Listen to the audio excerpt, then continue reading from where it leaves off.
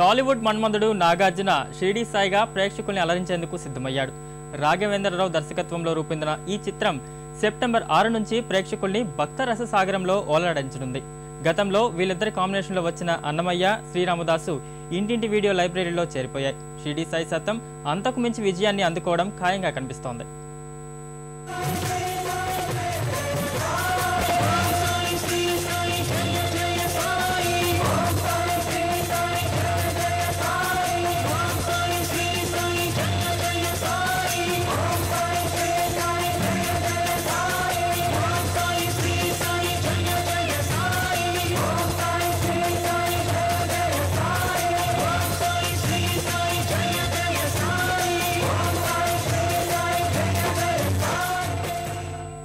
నాగార్జున, రాఘవేంద్రరావు ఈ కాంబినేషన్ పేరు చెప్పగానే ప్రేక్షకుల్లో భక్తిరస చిత్రాలనే మాట ముద్రించుకుపోయింది.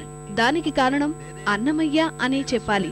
తొలుత ఈ సినిమాపై ఎన్నో విమర్శలు వెల్లువెత్తాయి. కథానాయికల్ని అద్భుతంగా చూపిస్తాడనే పేరున్న దర్శకేంద్రుడు భక్తిరసాన్ని ఆవిష్కరించగలడా అనే అనుమానాలు వినిపించాయి. కానీ విడుదల తర్వాత ఇవన్నీ పటాపంచలయ్యాయి. అచ్యుతానంద జో జో ముకుంద లాలి పరమానంద రామ గోవింద జో జో జో జో అంటూ లాలి పసిబాలకున్నై వటపత్రంపై పవడించి సేద తీరనయ్యా. ఒక్క పాట ఏమిటి? ఇంకొకనాడు మా దేవేరులకు మంగళ నీరాజనాలు సమర్పిస్తూ మరో అద్భుత కీర్తన ఆలపించి. అన్నమయ్య తర్వాత వీళ్ళిద్దరి కాంబినేషన్ లో వచ్చిన శ్రీరామదాసు సైతం ఓ మంచి చిత్రంగా ప్రేక్షకుల మన్ననలు అందుకుంది. కంచెర్ల గోపన్న కథను కన్నుల పండుగగా వెండి తెరపై ఆవిష్కరించిన రాఘవేంద్రరావు ఓ గొప్ప భక్తిరస చిత్రాన్ని ప్రేక్షకుల ముందు తీసుకురాగలిగారు. శుభకరుడు సురుచిరుడు భవహరుడు భగవంతుడెవడు, కళ్యాణ గుణగణుడు కరుణాఘనాఘనుడు ఎవడు,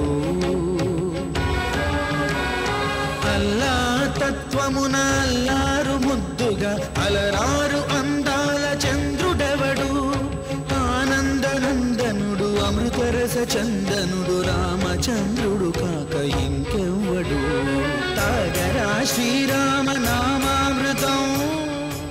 తాజాగా వీళ్ళిద్దరూ షిరిడి సాయి జీవితాన్ని వెండి తెరపై ఆవిష్కరించేందుకు రంగం సిద్ధం చేశారు. ప్రారంభమైన నాటి నుంచి టాలీవుడ్ లో పాజిటివ్ టాక్ ను అందుకుంది ఈ చిత్రం. నాగార్జునను షిరిడి సాయిగా చూపిస్తూ విడుదల చేసిన ఫస్ట్ లుక్ అందరికీ నచ్చేసింది. ఈ మధ్య విడుదలైన పాటలు కీరవాణి ప్రతిభను మరోసారి చాటి చెప్పాయి. అన్నమయ్య, శ్రీరామదాసు సినిమాల్లో ఆ వాగ్గేయకారుల గీతాలకు బాణీలు కట్టిన కీరవాణి ఈ సినిమాలో పూర్తిగా సొంత బాణీలనే అందించారు.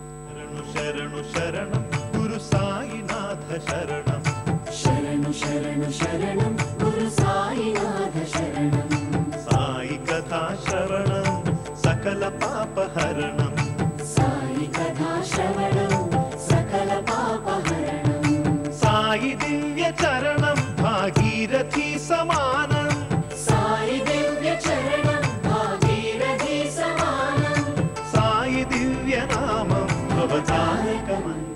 అన్నమయ్య, శ్రీరామదాసు రెండు సినిమాల్లోనూ భక్తితో పాటు రక్తిని సమపాళ్లలో మేళవించారు రాఘవేంద్రరావు. కానీ తాజా సినిమాలో మాత్రం ఆ వాసనలేవీ లేవట. అంతేకాదు, గతంలో భక్తుల పాత్రల్లో కనిపించిన నాగార్జున ఇప్పుడు భగవంతుడి పాత్రలో కనిపించబోతున్నాడు. ఫలితంగా ఈ సినిమా ఖచ్చితంగా విజయమనే మాట టాలీవుడ్ లో ఎప్పటినుంచో వినిపిస్తోంది.